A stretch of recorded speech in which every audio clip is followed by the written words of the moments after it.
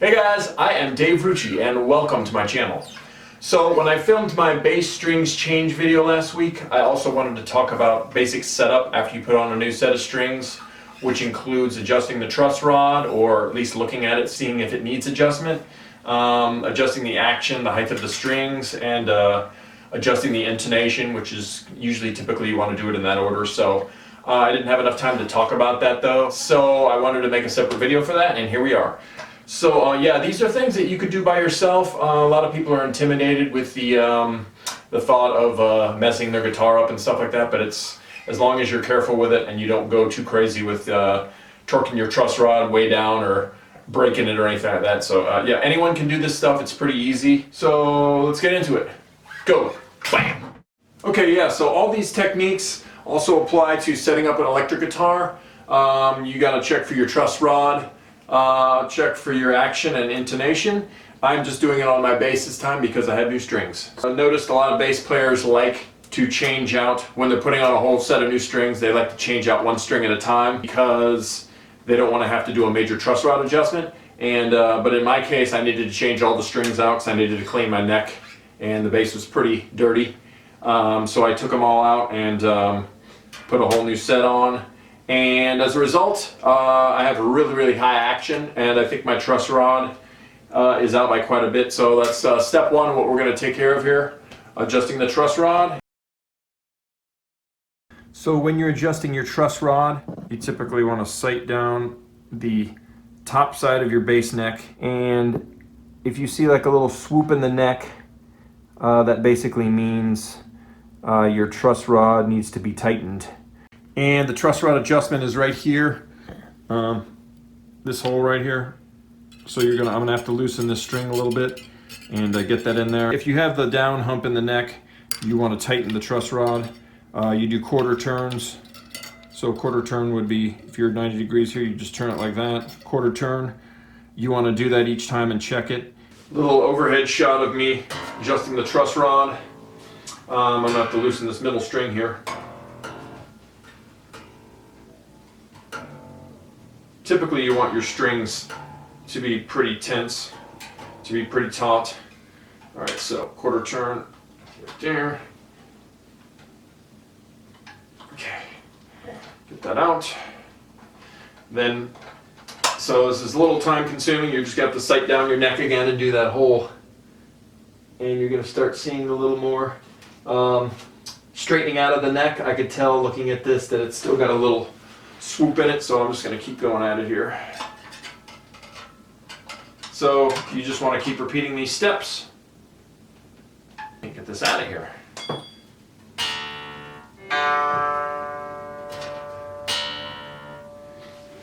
Okay, so I did about 2 or 3 turns of the truss rod, 2 or 3/4 turns. That's pretty good, that's pretty straight. I think I'm going to stop there. So we're going to move on to the action adjustment phase.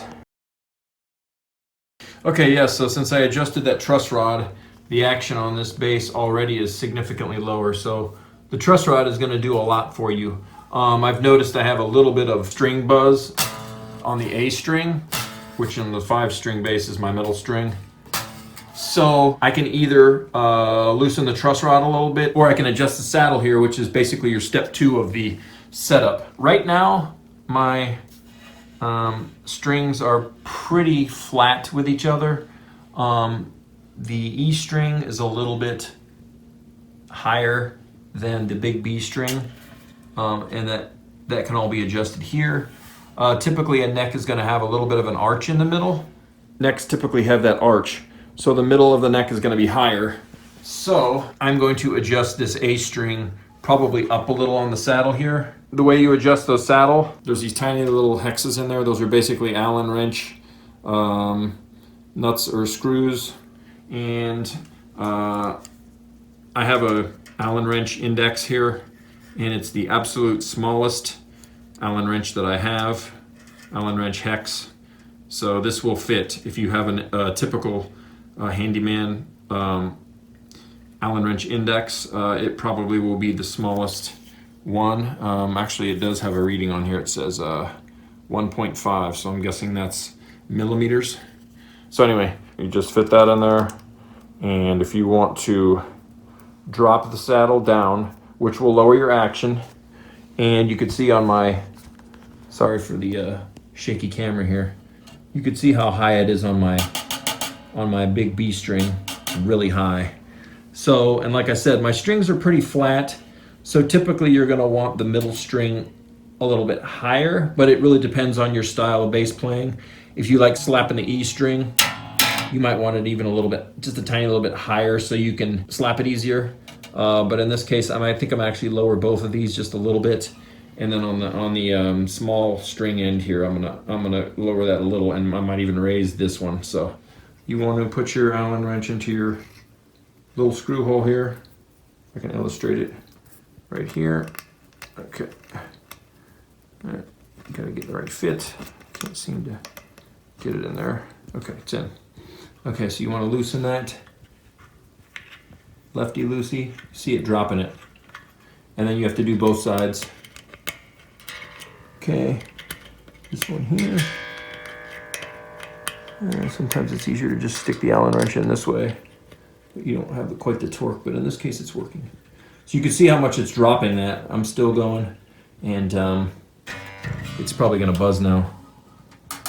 It's pretty low as far as big B strings go. I'm gonna leave it there for now. I'm probably gonna lower my E string a little bit. Stick that in there. Remember, lefty loosey. So when you loosen these, it's going to, here we go. Should be dropping that somewhat. You gotta do both posts. Now you're gonna see it drop. Yeah, see it drop in relation to the A string. So I'm probably gonna leave that there for now. That way it'll allow me to have a little bit of an arch based on the way the neck lays. So anyway, so you're just adjusting that to taste, and the goal is to have your action as low as possible without string buzz. Supposedly you get a better tone with a little bit higher action. Typically I like my strings to be as low as absolutely possible, but I do see the merits in having them at least a little bit higher. So that's pretty much how you adjust your action, and then we will move on to step 3, which is intonation. Okay, last but not least is the intonation, and the intonation, reason it's so important is because you want to make sure whatever you're playing 12 frets up sound perfectly in tune with how it's played in this part of the lower part of the fretboard. You want translated up an octave to sound exactly in tune. This is a little bit more critical with a guitar. If you're playing chords higher up and your instrument is not intonated, it's going to sound absolutely horrible, and that's what intonation will do for you. So typically you want to use some kind of tuner. I have a strobe tuner app that I have. I'm not even sure what the name of it is, but I got it on the App Store. So you want to make sure you get your string perfectly in tune. I don't know if you can see that. Okay, so you're comparing either the open E string or the 12th fret harmonic E string to the fretted E string at the 12th fret. So, and that's important because you want to take whatever note, the fretted note, you're going to want to compare that to. So if the fretted note is sharp or flat in relation to this harmonic on the 12th fret, that's basically how you're going to adjust your intonation.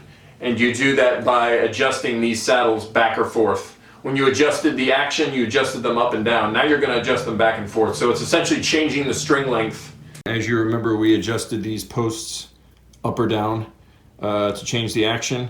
Now we're going to basically adjust this screw here that you can see coming out the end here, the bottom side of the screw.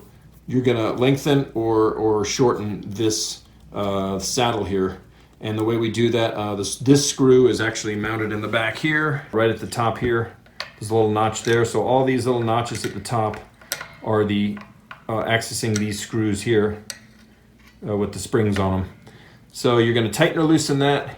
Okay, so again, you want to play your harmonic E on the 12th fret harmonic, and then you want to fret that note. And based on what that fretted note is, This is just a tiny little bit flat. So if it's flat, the thing I use to remember which way you adjust the saddle is flat forward, so FF. So if the note is flat, meaning the 12th fret fretted note is flat compared to the harmonic, according to the tuner. Now, my ears really aren't able to detect the difference, but if you want to get really picky with it, so if it's flat, if the fretted 12th fret note is flat, you want to go forward with this saddle. Okay, I brought you guys a little closer. We're going to try the A string this time. So your 12th fret harmonic on the A. You see it's right in the middle. Then you fret it. That's really close. That's saying it's just a little flat, I believe. So to pull that up, you would... Let's try another string just because it's really close. D string. And then fretted. It's really, really close. G string. Okay.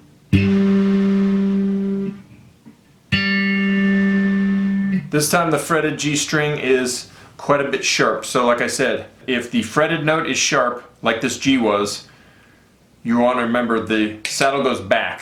Back for sharp, forward for flat. In that case, you are going to tighten this screw on the G string. So you're going to tighten that, that's pulling this back. Once you pull it back, check it again, and then repeat the process.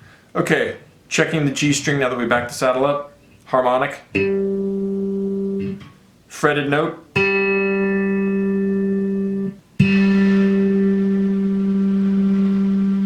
So now it's saying the note is a little flat, so you want to go forward with it. So I went too far.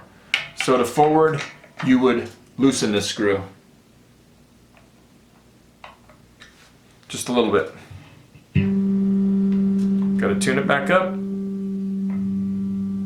Harmonic.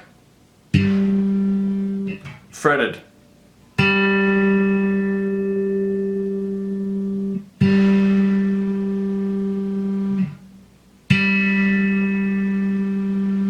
Really close. You could probably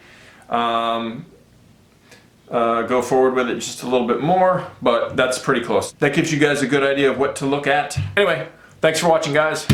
See you next time.